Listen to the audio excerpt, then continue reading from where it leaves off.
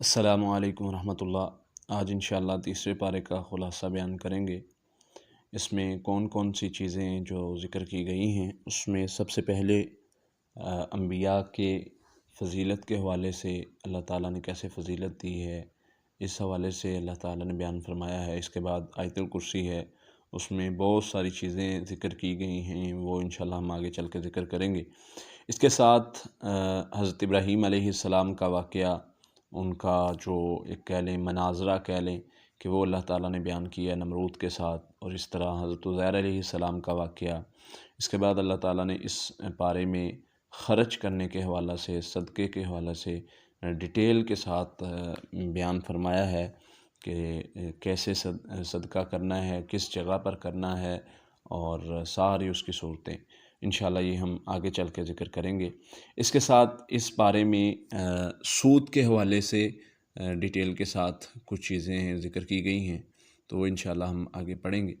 اس کے بعد خرید و فروخت کے حوالے سے ہے، سورۃ البقرہ کی آخری 2 آیات کے حوالے سے ہے، اور سورۃ العمران کے حوالے سے ہے، اور اس میں حضرت سیدہ مریم کی والدہ کا واقعہ اور سیدہ مریم کا واقعہ، حضرت زکریا علیہ السلام، حضرت یحییٰ علیہ السلام، حضرت عیسیٰ علیہ السلام، ان سب کا واقعات جو ہیں وہ ڈیٹیل کے ساتھ بیان کیے گئے ہیں۔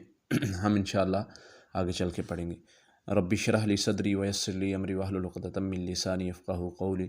اعوذ باللہ من الشیطان الرجیم، بسم اللہ الرحمن الرحیم۔ اللہ تعالیٰ سب سے پہلے فرماتے ہیں تلک الرسل فضلنا بعضهم علی بعض، ہم نے کچھ رسولوں کو کچھ پر فضیلت دی ہے۔ یہ مقام اللہ نے دیا ہے انبیاء کو، رسولوں کو، کچھ کو نبی بنایا، کچھ کو رسول بنایا، کچھ کو اولو العزم رسول بنایا۔ اس میں مختلف جو ہیں ان کے مقامات ہیں۔ کچھ کے بارے میں اللہ فرماتے ہیں ہم ان سے جو ہے وہ کلام کرتے ہیں، بات کرتے ہیں۔ کچھ کو اللہ نے کلیم اللہ بنایا ہے، کچھ کو خلیل اللہ بنایا ہے، کچھ خلیل اللہ ہیں، کچھ کلیم اللہ ہیں، یعنی کچھ حبیب اللہ ہیں۔ تو اس طرح مختلف یہ جو ہیں مقامات ہیں، تو یہ اللہ تعالیٰ نے انبیاء کو عطا کیے ہیں، رسولوں کو عطا کیے ہیں۔ یہ اللہ تعالیٰ نے ڈیٹیل کے ساتھ ذکر کیے ہیں یہاں پر۔ اس کے بعد اس میں سب سے جو مین چیز آتی ہے، اس میں آیت الکرسی۔ آیت الکرسی اس پارے میں نبی صلی اللہ علیہ وسلم نے اس کو بڑی اہم آیت بیان کیا ہے، فرمایا ہے، صحابہ سے فرمایا کہ سب سے عظمت کے لحاظ سے اگر دیکھا جائے تو یہ بڑی اہم اور عظمت والی اور سب سے بڑی آیت ہے۔ تو اس میں نبی صلی اللہ علیہ وسلم نے فرمایا کہ اس آیت کو جو بندہ رات کو پڑھ لیتا ہے، آقا علیہ الصلوۃ والسلام نے فرمایا جو بندہ رات کو پڑھ لیتا ہے، اس کے لیے رات بھر ایک فرشتہ مقرر کر دیا جاتا ہے جو اس کی حفاظت کرتا ہے۔ جیسے کہ حضرت ابو ہریرہ رضی اللہ عنہ کا واقعہ ملتا ہے کہ وہ مال غنیمت کے مال کی جو ہے وہ پہرے داری کرتے تھے، روز دیکھتے تھے، مال کم ہوتا تھا، کوئی بندہ آتا تھا وہ لے کے جانے کی کوشش کرتا تھا، اس کو پکڑ لیتے تھے، پھر دوسرے دن پکڑا اس کو اللہ کے نبی صلی اللہ علیہ وسلم کے پاس لے جانے کے لیے، یعنی کہ کہا کہ میں صبح اللہ کے نبی صلی اللہ علیہ وسلم کے سامنے پیش کروں گا۔ اس نے منت سماجت کی اور پھر وہ یعنی کہ اس کو چھوڑ دیا۔ پھر تیسرا دن ہوا تو اس کو پکڑا اور فرمایا کہ اب نہیں میں چھوڑوں گا، اب اللہ کے نبی صلی اللہ علیہ وسلم کے پاس لے کر جاؤں گا۔ تو اس نے یہ میں واقعہ مختصراً ذکر کر رہا ہوں، اس نے جو ہے وہ اس نے کہا کہ میں آپ کو ایک ایسی آیت بتاتا ہوں جو آپ سونے سے پہلے، لیٹنے سے پہلے بستر پر پڑھ لیں تو ساری رات اللہ کی طرف سے ایک فرشتہ آپ کی حفاظت کرتا ہے، جو آپ کی حفاظت کرے گا، کوئی نقصان نہیں ہوگا آپ کو۔ تو اس نے آیت الکرسی بتائی حضرت ابو ہریرہ رضی اللہ عنہ کو۔ تو انہوں نے اللہ کے نبی صلی اللہ علیہ وسلم کے سامنے ذکر کیا تو اللہ کے نبی صلی اللہ علیہ وسلم نے فرمایا تھا وہ جھوٹا، لیکن بات جو ہے وہ سچی بتا کر گیا ہے، یعنی آیت الکرسی پڑھنے والا رات بھر محفوظ رہتا ہے۔ اسی طرح نبی صلی اللہ علیہ وسلم نے فرمایا کہ جو بندہ آیت الکرسی کو ہر نماز کے بعد پڑھتا ہے، اس کے لیے فرمایا اس کے جنت میں جانے کے لیے درمیان میں جو رکاوٹ ہے وہ موت ہی ہے صرف، یعنی فوت ہونے کے بعد اس کو فوراً جنت مل جائے گی۔ تو پتہ یہ چلا کہ اس کا بہت زیادہ فائدہ ہے۔ اس میں اللہ تعالیٰ کی وحدانیت بیان کی گئی ہے، اس میں جو ہے وہ اللہ تعالیٰ کی 5 نام ذکر کیے گئے ہیں، 26 صفات ذکر کی گئی ہیں، اور اسی طرح اس میں سب سے بڑی اہم چیزیں یہ ہیں کہ یہ شیطان پر بڑی بھاری ہے۔ بہت سارے جو ہے وہ محدثین ذکر کرتے ہیں کہ ہم اپنی روحانی اور جسمانی بیماریوں کا علاج جو ہے وہ آیت الکرسی سے کرتے، اور اس میں اللہ تعالیٰ نے بہت خیر اور بہت برکت رکھی ہے۔ جادو کا اس سے علاج ہو جاتا ہے، اس سے بیماریوں کا علاج ہو جاتا ہے۔ اس کے بعد اللہ تعالیٰ فرماتے ہیں لا اکراہ فی الدین قد تبین الرشد من الغی، دین میں زبردستی نہیں ہے۔ دین میں زبردستی کسی کو آپ اسلام قبول نہیں کروا سکتے۔ ہاں دعوت دیں، پیار سے دیں، حکمت سے دیں، تو دعوت دینا ہمارا فرض ہے، حق ہے، لیکن زبردستی اسلام نہیں قبول کروا سکتے۔ ہاں دین میں سختی، بعض لوگ کہتے ہیں دین میں سختی نہیں ہے، سختی نہیں ہے، واقعتاً نہیں ہے، لیکن کچھ معاملے ایسے ہیں جہاں پر سختی ہے۔ وہ کہاں کہاں ہے وہ انشاءاللہ ہم آگے چل کے ذکر کریں گے۔ کچھ احکام ہیں جو اللہ کے حکم کو نہیں مانتے، جو اللہ اور اس کے رسول کے مقابلے میں کھڑے ہو جاتے ہیں، جو اللہ کے نبی صلی اللہ علیہ وسلم کی گستاخی کرتے ہیں، جو جھوٹے نبوت کا دعویٰ کرنے والے ہیں، ان کے خلاف سختی سے پیش آنے کا حکم ہے، وہاں پر نرمی نہیں دکھانی۔ تو یہ ڈیٹیل کے ساتھ ہمیں سمجھایا گیا ہے، اللہ کے نبی صلی اللہ علیہ وسلم نے، اللہ نے سکھایا ہے۔ میرے نبی صلی اللہ علیہ وسلم سے زیادہ میٹھا اور پیار کرنے والا، محبت سے دعوت دینے والا کون ہے؟ لیکن میرے نبی صلی اللہ علیہ وسلم بدر کے میدان میں، احد کے میدان میں، میدانوں میں نظر بھی آ رہے ہیں، تلوار سے لڑتے نظر بھی آ رہے ہیں۔ تو ایک طرف جو پہلو اسلام کا ہے وہ دعوت کا ہے، پیار کا ہے، محبت کا ہے، دوسری طرف جو ہے وہ جو طریقہ کار ہے وہ دوسرے طریقے سے پیش آنے کا بھی ہے، لیکن اس میں یہ ہے کہ وہ کافروں کے ساتھ ہے۔ اللہ تعالیٰ قرآن مجید میں ایک اور مقام پر فرماتے ہیں کہ یہ آپس میں جو ہے یہ پیار محبت سے پیش آنے والے، لیکن کافروں کے ساتھ ان کا رویہ جو ہے وہ سخت ہوتا ہے۔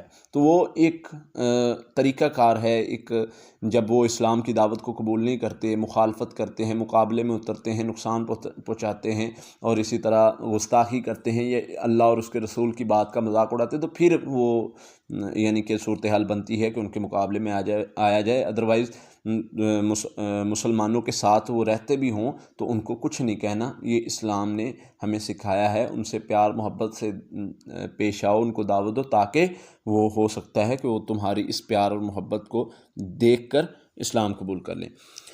آگے اللہ تعالیٰ فرماتے ہیں وَمَن يَكْفُرْ بِالطَّاغُوتِ وَيُؤْمِن بِاللَّهِ، جو طاغوت کا انکار کر دیتا ہے، اللہ پر ایمان لے آتا ہے، فقد استمسک بالعروۃ الوثقیٰ، تو یقیناً اس نے ایک مضبوط کڑے کو تھام لیا۔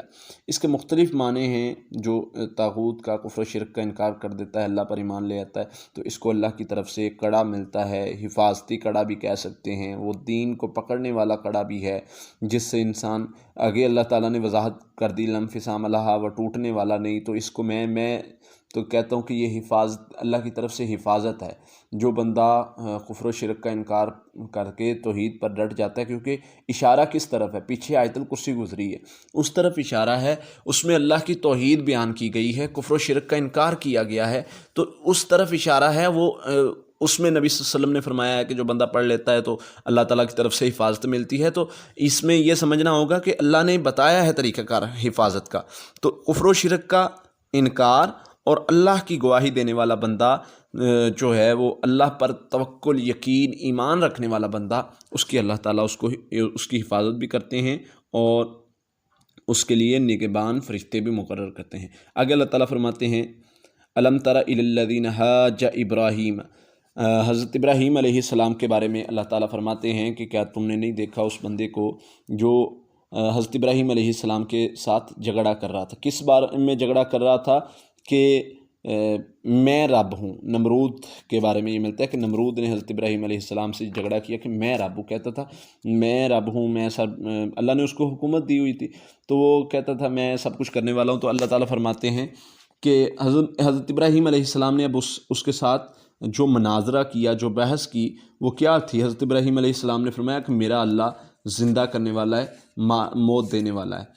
تو اس نے کیا کیا؟ اس نے دو بندے بلوائے، ایک جس کو سزائے موت سنا دی گئی تھی یا جس کو مارنا تھا، جس کی سزا موت تھی، اس کو بلایا اور آزاد کر دیا۔ کہنے لگا کہ یہ دیکھو اس کو موت سنا دی گئی تھی تو میں نے مرے ہوئے کو زندہ کر دیا، اور دوسرے بندے کو آزاد کو پکڑ کے مار کے کہتا ہے کہ میں نے اس کو مار دیا، تو میں بھی جو ہے وہ موت سے آزاد کرتا ہوں اور زندہ لوگوں کو مارتا ہوں۔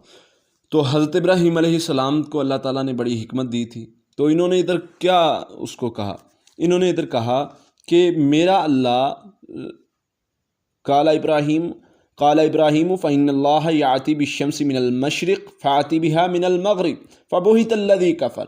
حضرت ابراہیم علیہ السلام نے کہا میرا اللہ جو ہے وہ سورج کو مشرق سے لاتا ہے، تو مغرب سے لا کے دکھا، اگر تو اتنا ہی سمجھتا ہے نا کہ تو رب ہے، تو کہتا ہے کہ میں رب ہوں، تو لا کے دکھا۔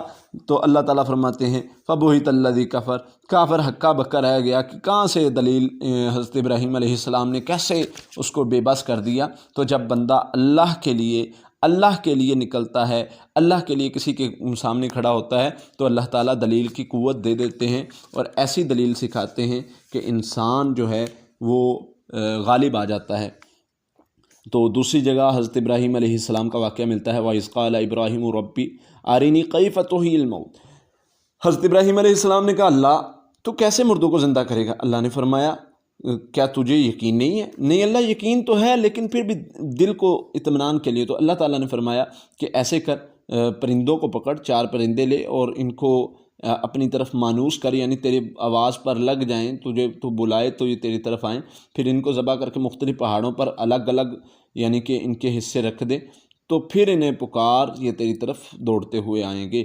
تو جان لے اللہ تعالیٰ غالب حکمت والا ہے، اللہ تعالیٰ یہ سب کچھ کر سکتا ہے۔ اور اسی طرح حضرت عزیر علیہ السلام کا واقعہ ملتا ہے، اللہ تعالیٰ فرماتے ہیں او کالذی مر علی قریۃ وہی خاویۃ علی عروشها۔ اس بندے کے بارے میں کیا تم نے نہیں پڑھا، کیا تم نے نہیں دیکھا کہ جس نے ایک بستی کے پاس سے گزرا اور وہ بستی گری ہوئی تھی؟ تو انہوں نے کہا اللہ اس بستی کو، وہ گری ہوئی بستی بالکل ختم، ہر چیز وہاں پر، کوئی بندہ نہیں، بشر نہیں۔ تو کہا اللہ ان لوگوں کو جو مر گئے ہیں، جو تباہ ہو گئے ہیں، جو مٹی کے نیچے آ گئے، ان کو کیسے زندہ کرے گا؟ اللہ تعالیٰ نے کہا میں زندہ کر سکتا ہوں۔ اللہ نے کیا کیا؟ اللہ نے حضرت عزیر علیہ السلام کو موت دے دی اور 100 سال تک انہیں یعنی کہ سلا دیا۔ اس کے بعد جب 100 سال بعد اٹھایا اور پوچھا ہاں بھائی بتا کتنی دیر سوئے ہو؟ انہوں نے دیکھا، سورج کا اندازہ لگایا، کہا اللہ دن یا دن کا کچھ، ایک دن یعنی دن کا کچھ حصہ۔ تو اللہ نے فرمایا کہ نہیں، تو اپنے کھانے پینے کی چیزوں کو دیکھ، تو اپنے گدھے کو دیکھ جس پر تو سواری کرتا ہے، تو تجھے اللہ نے 100 سال سلایا ہے، یعنی 100 سال بعد تجھے دوبارہ زندہ کیا ہے۔ اور اللہ فرماتے ہیں کہ یہ چیز ہم لوگوں کے لیے نشانی بنائیں گے۔ تو اللہ نے نشانی کے طور پر بنا دیا کہ ہم جو ہے وہ اس طرح موت بھی دے سکتے اور زندہ بھی کر سکتے، اور پھر کس طرح اللہ تعالیٰ نے وہ ساری چیزیں وہ حضرت عزیر علیہ السلام کے سامنے ان کے گدھے کو جو ہے وہ ہڈیوں کو اکٹھا کیا اور پھر ان پر جو ہے وہ گوشت اور کھال کو دوبارہ چڑھایا اور بتایا کہ ہم اس طرح موت دیتے ہیں اور اس طرح زندہ کرتے ہیں۔ تو اس لیے یہ ساری مثالیں اللہ تعالیٰ فرماتے ہیں کہ ہم نے لوگوں کے لیے بیان کی ہیں تاکہ وہ اس کو سمجھیں، کیونکہ یہودیوں نے اسی بات کو لے کر جو ہے وہ کفر کیا۔ وقالت الیہود عزیر ابن اللہ، یہودیوں نے کہنا شروع کر دیا تھا حضرت عزیر علیہ السلام نعوذ باللہ اللہ کے بیٹے ہیں۔ تو اللہ تعالیٰ نے ان کو سمجھایا ہے کہ اس طرح کی بات نہیں کرنی۔ وہ آگے چل کے ہم پڑھیں گے ڈیٹیل میں، اللہ تعالیٰ نے اس چیز کے بارے میں بتایا ہے۔ آگے اللہ تعالیٰ نے خرچ کرنے کے حوالے سے ذکر کیا ہے کچھ چیزیں کہ خرچ جو اللہ کے راستے میں کرنا ہے وہ کیسے کرنا ہے، کس جگہ پر کرنا ہے۔ سب سے پہلے اللہ تعالیٰ فرماتے ہیں یا ایھا الذین آمنوا انفقوا مما رزقناکم من قبل ان یأتی یوم لا بیع فیہ ولا خلۃ ولا شفاء۔ اے لوگو جو ایمان لائے، ایمان والوں کو اللہ تعالیٰ فرماتے ہیں کہ خرچ کرو اللہ کی راہ میں، تمہیں جو کچھ اللہ نے دیا ہے اس میں سے خرچ کرو اس دن سے پہلے، جس دن نہ کوئی خرید و فروخت ہوگی، نہ کوئی دوست ہوگا، نہ سفارشی ہوگا، تو اس دن سے پہلے اللہ کے راستے میں خرچ کرو۔ خرچ کرنے کا کیا فائدہ ہے؟ اللہ تعالیٰ فرماتے ہیں جو خرچ کرتا ہے نا اللہ کی راہ میں، اس کی مثال ایسے ہے جیسے ایک گندم کا دانہ ایک بندہ بوتا ہے اور اس میں سے 7 کی بجائے 700 نکلتے ہیں۔ تو یہ اللہ نے مثال دی ہے، جیسے ہم 1 من گندم جو ہے وہ زمین میں جو ہے وہ بیج کے آتے ہیں تو اللہ تعالیٰ اس میں برکت ڈالتے ہیں، وہ 70 من بن جاتی ہے۔ تو یہ اللہ کی طرف سے خیر اور برکت کی طرف اشارہ ہے۔ اللہ فرماتے ہیں کہ یہ مثال ہے، جس طرح یہ 1 من کو میں 70 من بنا سکتا ہوں، اس طرح میں 1 روپے کو 70 اور 700 بھی بنا سکتا ہوں۔ تو یہ اللہ تعالیٰ نے صدقے کی مثال دی۔ اس کے ساتھ اللہ تعالیٰ فرماتے ہیں کہ صدقہ دینے سے پہلے کسی کو تکلیف نہ دو، یہ نہ ہو صدقہ دو اور اس کے ساتھ تکلیف دو، تکلیف دے کے ضائع نہ کرو اپنے مال کو، اپنے صدقے کو ضائع نہ کرو کسی کو تکلیف دے کے، احسان جتلا کے، ریاکاری کر کے۔ اللہ کے نبی صلی اللہ علیہ وسلم نے بڑی سخت وعید فرمائی ہے، بیان فرمائی ہے، فرمایا اللہ تعالیٰ قیامت کے دن اس بندے کی طرف نہیں دیکھیں گے جو کسی پر احسان کرتا ہے پھر اس کو جتلاتا ہے، احسان کو جتلاتا ہے، تو اللہ تعالیٰ اس کو قیامت کے دن معاف نہیں کریں گے، اس کی طرف رحمت کی نگاہ سے نہیں دیکھیں گے۔ ہاں فرمایا اگر تم نہیں دے سکتے تو اچھی بات کر لو، یہی تمہارے لیے بہتر ہے۔ اس کو اچھی بات کرنا، اچھے طریقے سے بات کرنا، یہی تمہارے لیے صدقہ ہے اگر تم صدقہ نہیں کر سکتے۔ اسی طرح مثال دی اللہ تعالیٰ نے اس بندے کے بارے میں جو ریاکاری کرتا ہے، صدقہ دیتا ہے دکھلاوے کے لیے، صدقہ دیتا ہے کہ لوگوں میں میری واہ واہ ہو جائے۔ فرمایا ایک پتھر ہے، اس پر مٹی گرتی ہے، مٹی پڑتی ہے، تو اس پر بارش جب ہوتی ہے تو وہ مٹی کو ختم کر دیتی ہے، وہ مٹی کو اتار دیتی ہے، تو اڑا کے لے جاتی ہے وہ آندھی اور بارش۔ تو اس کی مثال اللہ تعالیٰ نے اس طرح دی ہے، اللہ فرماتے ہیں کہ جیسے یہ اس پتھر کے اوپر سے مٹی ختم ہو گئی ہے ایک ہوا سے، آندھی سے، بارش سے، اسی طرح وہ ان لوگوں کے صدقے کی مثال ہے جو کچھ دیر کے لیے ہی ہے ریاکاری، جو ریاکاری کے لیے احسان جتلا کر اپنی نیکیوں کو ضائع کرتے ہیں، تو ان کا صدقہ خیرات جو ہے وہ کچھ دیر کے لیے واہ واہ ہے، اس کے بعد ان کو کچھ نہیں ملنے والا۔ ان کا صدقہ جیسے یہ مٹی پانی بہا کے لے گیا، اس طرح ان کا مال جو ہے وہ ضائع کر دیا گیا۔ اس کے بعد اللہ تعالیٰ فرماتے ہیں، ریاکاری سے بچنے کا حکم دیتے ہیں، اور اللہ تعالیٰ فرماتے ہیں کہ اچھی چیز کا صدقہ کرو۔ اگر تم صدقہ کرتے ہو تو اچھی چیز کا کرو، یہ نہیں کہ تم ایسی چیز کا صدقہ کرو جو ناپسند گنی جاتی ہو۔ اللہ فرماتے ہیں وہ چیز کا صدقہ کرو جو اگر تمہیں دی جائے تو تمہیں یہ بری نہ لگے، تم جو اپنے لیے پسند کرتے ہو وہ چیز کا صدقہ کرو۔ یہ نہیں کہ جو صدقہ تم وہ کرو جو بالکل جو ہے وہ کسی کام کی نہیں ہے، یہ صدقہ کر دیں، ہمارے پاس اکثر ایسے ہوتا ہے، تو اللہ تعالیٰ نے اس چیز سے منع فرمایا ہے۔ آگے اللہ تعالیٰ فرماتے ہیں الشیطان یعدکم الفقر ویأمرکم بالفحشاء، شیطان تمہیں فقیری سے، تنگ دستی سے ڈراتا ہے اور تمہیں بے حیائی کی طرف، بخل کی طرف دعوت دیتا ہے۔ تو دیکھیں شیطان تمہیں ڈراتا ہے، صدقے کے ساتھ ہی اللہ نے یہ ذکر کر دیا، صدقہ کرنے کی فضیلت بتائی ہے، صدقہ کرنے والے کو کامیاب کہا ہے، صدقہ کرنے والے کے لیے رحمت بتائی ہے۔ اس کے ساتھ فرمایا کہ شیطان نے تمہیں روکنا بھی ہے۔ کس چیز، کیسے روکنا ہے؟ ڈرا کے، تیرا کیا بنے گا، تو کیسے زندگی جیے گا، وغیرہ وغیرہ مختلف چیزیں۔ تو اللہ تعالیٰ فرماتے ہیں کہ میرا تم سے وعدہ ہے، تم سے میں نے بخشش اور فضل کا وعدہ کیا ہے، اور میں نے تم سے وعدہ کیا کہ تمہیں جو ہے وہ وسیع کروں گا، یہ ساری چیزیں تمہارے لیے بڑھاؤں گا۔ تو اس لیے اللہ نے وعدہ کیا ہے کہ تمہارے مال میں برکت کرے گا، تمہیں غنی کرے گا۔ تو ان باتوں کے پیچھے، شیطان کے ان وسوسوں کے پیچھے نہیں لگنا۔ اس کے بعد آ جاتا ہے سود کا معاملہ۔ اللہ تعالیٰ فرماتے ہیں الذین یأکلون الربا لا یقومون الا کما یقوم الذی یتخبطہ الشیطان من المس۔ جو لوگ سود کھاتے ہیں قیامت کے دن ایسے کھڑے ہوں گے، اس شخص کی طرح کھڑے ہوں گے جیسے شیطان نے کسی کو چھو کر خبتی بنا دیا۔ ادھر دو چیزیں پتہ چلتی ہیں، ایک تو سود کھانے والے کی سزا بتائیے، دوسرا شیطان کا مس کرنا، شیطان کا چھونا اور خبتی بنانا، یعنی شیطان جن جو ہے وہ کسی چیز میں کسی بندے میں داخل ہو کے اس کو خبتی پاگل بنا سکتا ہے۔ تو قیامت کے دن اللہ فرماتے ہیں اس طرح یہ پھر رہے ہوں گے جیسے جن کو جنوں نے چھو کے پاگل کر دیا ہو۔ تو سود کھانے والے کے بارے میں نبی صلی اللہ علیہ وسلم نے فرمایا جو سود لیتا ہے، سود کھاتا ہے، سود لکھتا ہے، سود میں گواہ بنتا ہے، سود کے کاروبار میں، سود کے کام میں، تو سب پر اللہ کی لعنت ہے، اللہ نے لعنت کی ہے سب پر جو سود کا کام کرتے ہیں۔ اور آگے چل کے اللہ نے حکم دیا ہے کہ جو بھی تمہارا سود میں باقی ہے اپنا مال لے کے باقی کو چھوڑ دو، اور یہ کام کرنے سے اللہ تعالیٰ تمہارے مال میں برکت کریں گے۔ اور اگر تم یہ کام نہیں کرو گے تو پھر یاد رکھو اللہ تعالیٰ نے اس پر اعلان جنگ کہا ہے کہ پھر اگر تم یہ کام نہیں کرو گے، تم سود سے پیچھے نہیں ہٹو گے، پھر یاد رکھو پھر اللہ اور اس کے رسول کے ساتھ جنگ کے لیے تیار ہو جاؤ۔ اللہ اکبر، اتنی بڑی بات کر دی ہے اللہ تعالیٰ نے، تو یہ کوئی چھوٹا مسئلہ نہیں ہے، اور اس کے بہت درجے ہیں، اور اس کی بہت سزا اور بہت، یعنی کہ اللہ تعالیٰ نے وعید بیان فرمائی ہے جو سود لیتا دیتا ہے۔ ہاں فرمایا اگر تم سے کوئی لیتا ہے، مال لیتا ہے، تو تم اس کو مہلت دے دو اگر وہ لیٹ ہوتا ہے، کیونکہ پہلے یہی ہوتا تھا نا کہ کسی نے ادھار لیے تو وہ لیٹ ہو گیا تو اس کو سود ڈالنے لگ جاتے تھے۔ تو اللہ تعالیٰ نے ہمیں یہ سکھایا ہے، اللہ کے نبی صلی اللہ علیہ وسلم نے ہمیں یہ سکھایا کہ فرمایا جو مہلت دیتا ہے تو اس کو جتنی مہلت دیتا ہے اتنا صدقہ کرنے کا اجر ملتا ہے، اور اس کے بہت سارے فضائل اللہ کے نبی صلی اللہ علیہ وسلم نے ہمیں سکھائے ہیں۔ اس کے ساتھ خرید و فروخت کے بارے میں اللہ تعالیٰ نے ہمیں حکم دیا ہے کہ جب بھی خرید و فروخت والا کوئی بھی معاملہ کرو تو اس میں لکھ لیا کرو، لکھوا لیا کرو، اس میں کوئی لکھنے والا لا کر باقاعدہ لکھوایا کرو، اور جب لکھنے والے کو دوبارہ بلایا جائے تو وہ بھی آئے۔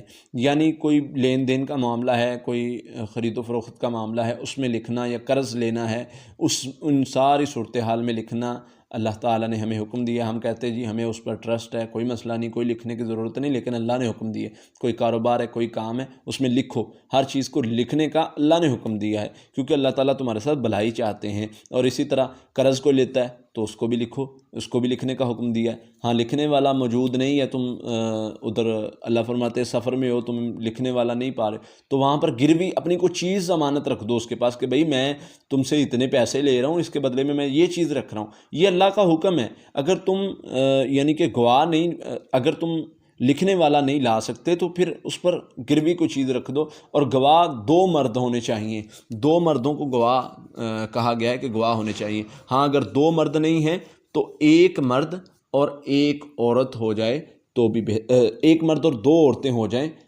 تو بھی بہتر ہے، کیونکہ فرمایا کہ اگر 1 عورت بولے گی تو دوسری اس کو یاد کروا دے گی، اور جب ان کو گواہی کے لیے بلایا جائے تو یہ آئیں، گواہوں کو حکم ہے۔ اور یاد رکھیں یہاں پر جو ہے وہ عورتوں نے ایک بڑا سوال اٹھایا، جی دیکھیں ہمیں تو مردوں کی برابری نہیں دی گئی، عورتوں کی گواہی کو جو ہے وہ 2 عورتوں کی گواہی کو 1 مرد کے برابر کہا گیا ہے۔ تو یہاں پر اللہ نے بڑی ایک بات سمجھائی ہے کہ جب ایک عورت بولنے لگے تو دوسری عورت اس کو یاد کروا دے۔ تو ہمارے ایک عالم دین انہوں نے سمجھایا اس بات کو، کہتے ہیں اللہ کی بندی دیکھو، کورٹ میں اگر 2 عورتوں کی گواہی 1 مرد کے برابر کہی گئی ہے تو اس کا مقصد ہے تاکہ ایک عورت اگر جا کے وہاں پر گواہی دے گی تو وہ کنفیوز ہو جائے گی، ڈر جائے گی، تو 2 عورتیں ہوں گی، دوسری اس کو حوصلہ دینے والے بھی، یاد کروانے والے بھی ہے۔ تو اس میں حکمت ہے، تو اس میں حکمت اللہ نے عورت کی خیر خواہی کے لیے ہی رکھی ہے۔ اس کے بعد سورۃ البقرہ کی آخری 2 آیات آ جاتی ہیں، ان میں اللہ تعالیٰ فرماتے ہیں، ان میں بہت ہی ان کی شان ہے۔ اللہ کے نبی صلی اللہ علیہ وسلم نے فرمایا کہ اللہ تعالیٰ نے 2000 سال پہلے ایک کتاب لکھی جس میں یہ آیات لکھی، وہ آیات اللہ تعالیٰ نے قرآن مجید میں بھی نازل کی۔ اسی طرح رات کو نبی صلی اللہ علیہ وسلم نے فرمایا جو بندہ پڑھتا ہے وہ محفوظ کر لیا جاتا ہے، جو سورۃ البقرہ کی آخری 2 آیات رات کو پڑھتا ہے تو وہ محفوظ کر لیا جاتا ہے ساری رات کے لیے۔ تو یہ پڑھنے سے بہت خیر ہے، شیاطین اس کا مقابلہ نہیں کر سکتے۔ کیسے نہیں کر سکتے؟ فرمایا جس گھر میں 3 راتوں تک یہ پڑھی جائے وہاں پر شیطان نہیں آتا۔ تو جو بندہ رات کو، نبی صلی اللہ علیہ وسلم اس کو رات کو پڑھا کرتے تھے بستر پر جا کے، تو ہمیں بھی چاہیے کہ ہم یہ پڑھیں، اس سے حفاظت حاصل کریں۔ اس کے بعد سورۃ آل عمران ہے، اس میں اللہ کے نبی صلی اللہ علیہ وسلم نے فرمایا کہ اس کو پڑھا کرو، سورۃ البقرہ اور سورۃ آل عمران کو پڑھا کرو، اس میں بڑی خیر اللہ نے رکھی ہے، اور قیامت کے دن یہ پڑھنے والے کے لیے سفارش کریں گی۔ اور اس میں اللہ تعالیٰ فرماتے ہیں قُلْ إِن كُنتُمْ تُحِبُّونَ اللَّهَ فَاتَّبِعُونِی، ایک بہت اہم بات یہاں پر اللہ نے ہمیں سمجھائی ہے کہ تم چاہتے ہو کہ اللہ تم سے محبت کرے؟ ہر بندہ چاہتا ہے کہ اللہ اس سے محبت کرے، کون نہیں چاہتا؟ تو پھر کس طرح محبت ملے گی؟ قُلْ إِن كُنتُمْ تُحِبُّونَ اللَّهَ فَاتَّبِعُونِی، اے نبی آپ فرما دیجئے کہ اگر تم چاہتے ہو اللہ تم سے محبت کرے تو میری پیروی کرو۔ نبی صلی اللہ علیہ وسلم کی پیروی میں اللہ کی محبت ہے۔ اللہ کی محبت ایسے نہیں ملے گی، نبی صلی اللہ علیہ وسلم کی پیروی ہر بات میں، ہر قول و فعل میں، ہر کام، ہر عمل میں جو بندہ کرے گا تو اللہ کی طرف سے اس بندے کے لیے جو ہے اللہ تعالیٰ اس سے محبت کریں گے اور اس کو معاف بھی کر دیں گے۔ تو اس کے لیے بہت ساری خیر ہے نبی صلی اللہ علیہ وسلم کی پیروی میں۔ اس کے بعد واقعہ آ جاتا ہے حضرت مریم علیہ السلام کی والدہ کا۔ حضرت مریم علیہ السلام کی والدہ نے جب سیدہ مریم ان کے پیٹ میں تھی، انہوں نے نظر مانی کہ اللہ مجھے جو بھی اولاد دے گا میں اس کو تیری راہ میں جو ہے وہ وقف کروں گی، یعنی تیرے گھر کی حفاظت کے لیے کہہ لیں یا تیرے گھر کی نگرانی کے لیے تیرے گھر کی خدمت کے لیے، بیت المقدس کی خدمت کے لیے جو ہے میں اس کو وقف کروں گی۔ تو اللہ تعالیٰ نے بیٹی دے دی۔ تو اب انہوں نے حیران ہو کے کہا اللہ میں نے تو یہ نظر مانی تھی، تو بہتر جاننے والا ہے کہ کیا اس سے کام لینا ہے۔ خیر اب وہ ان کی پرورش کی، ان کو وہ جوان ہو گئیں تو اب کرے ڈالنے پڑے۔ تو اللہ تعالیٰ قرآن مجید میں فرماتے ہیں کہ اللہ ادھر سورۃ آل عمران میں کہ تم اے میرے نبی تم وہاں پر موجود نہیں تھے جب کرے ڈالے گئے، تو کروں میں جو ہے وہ حضرت زکریہ علیہ السلام کا کرہ نکلا کہ ان کی کفالت کا جو ان کے خالو تھے۔ تو اس میں دو تین چیزیں واضح ہو گئی ہیں، واضح کر دیں اللہ تعالیٰ نے۔ ایک تو یہ چیز واضح کر دی کہ اللہ کے نبی صلی اللہ علیہ وسلم وہاں پر موجود نہیں تھے، اور دوسرا فرمایا اللہ تعالیٰ فرماتے ہیں کہ یہ غیب کی خبریں ہیں۔ یہاں پر ہی اللہ تعالیٰ فرماتے ہیں کہ یہ غیب کی خبریں ہیں جو ہم آپ پر وحی کرتے ہیں، وحی کے ذریعے ہم آپ کو بتاتے ہیں، یعنی وحی کے ذریعے اللہ کے نبی صلی اللہ علیہ وسلم اللہ تعالیٰ نے یہ بات واضح کر دی کہ غیب کا علم اللہ کے پاس ہے، اس کے علاوہ کسی کے پاس نہیں، اور نبی صلی اللہ علیہ وسلم کو وحی کے ذریعے غیب کی خبریں بتائی گئیں، یعنی جو وحی کے ذریعے اللہ تعالیٰ بتائیں وہ غیب نہیں ہوتا، لیکن خبریں وہ ہیں جو کسی کے علم میں نہیں، لیکن اللہ تعالیٰ نے وحی کے ذریعے اللہ کے نبی صلی اللہ علیہ وسلم کو سکھا دی، بتا دی، سمجھا دی۔ اس کے بعد حضرت زکریا علیہ السلام کے ذمے کفالت لگ گئی، تو انہوں نے محراب میں اور جہاں پر بھی حضرت سیدہ مریم علیہ السلام کو جو ہے وہ رکھا گیا تھا، تو وہ وہاں پر جو ہے وہ ان کو وہاں پر بٹھا کے یا ادھر چھوڑ کے چلے گئے۔ کچھ دن بعد واپس آئے، بھول گئے کہ سیدہ مریم جو ہیں وہ ادھر جو ہے حجرے میں ہیں اور ان کا جو ہے وہ بند ہے دروازہ۔ تو بڑے پریشان کہ پتہ نہیں کیا بنا ہوگا، پتہ نہیں زندہ ہوں گی یا نہیں ہوں گی۔ تو جب دیکھتے ہیں، آئے ہیں، حجرے کو کھولا تو دیکھا تو وہ سیدہ مریم کے پاس بہت ہی پیارے پیارے پھل موجود تھے۔ تو کہنے لگے کہ یہ کہاں سے آئے؟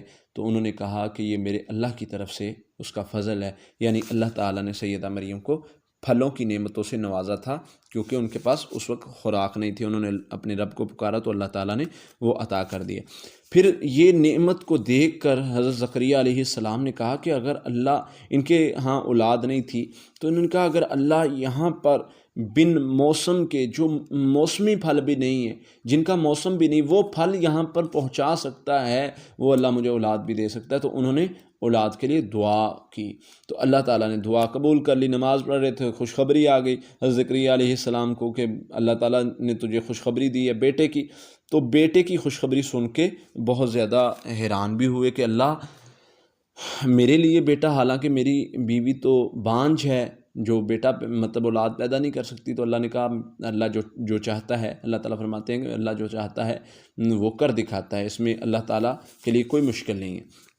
اس کے بعد سیدہ مریم علیہ السلام کو اللہ کی طرف سے جو ہے وہ خوشخبری کے طور پر جو ہے اللہ تعالیٰ نے فرشتہ بھیجا اور بتایا کہ اللہ نے آپ کو بیٹے کی خوشخبری دی ہے، تو جس کا نام عیسیٰ ہے علیہ السلام، جس کو اللہ تعالیٰ نبی بنا کر، نشانی بنا کر بھیجیں گے، جس کے ذمے جو ہے وہ لوگوں کو جو ہے وہ دعوت و تبلیغ کا کام ہے۔